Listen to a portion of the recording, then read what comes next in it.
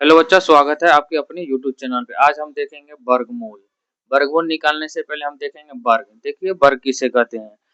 किसी भी संख्या का वर्ग कहेगा निकालने के लिए कहेगा तो उसी को दो बार गुना कर देना। एक का वर्ग एक होता है, दो का चार होता है, तीन का नौ होता है, इसी तरीके से 10 का 100 होता है।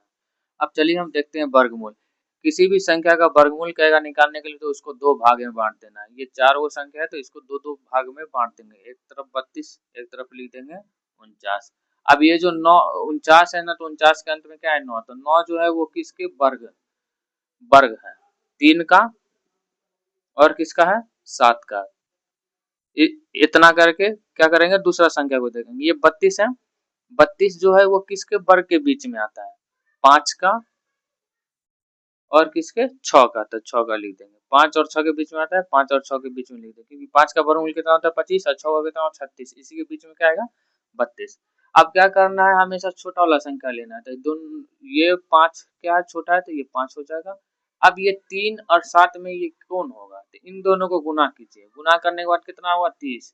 अब ये जो 30 है वो 32 से क्या है, आपको छोटा है। तो छोटा है ना, तो बड़ा लेना है। अब बड़ा रहेगा तो छोटा लेना है।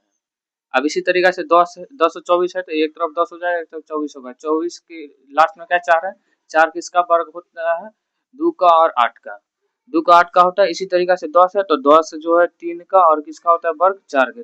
10 किसके वर्ग के बीच में आता है, तीन और चार के बीच में, क्योंकि तीन का वर्ग कितना होता है 9 और चार का कितना होता है 16। तो हमेशा कौन संख्या लेना है, छोटा। अब दोनों गुना करेंगे कितना होगा, 12। तो 10 क्या है, बड़ा से बड़ा है, तो बड़ा है तो क्या करेंगे, छोटा लेंगे। तो ये आपको दो हो जाएगा। तो ये 1024 32 का वर्गमूल है। इसी तरीके से 1296 का वर्गमूल आप लोग निकाल के बताइए।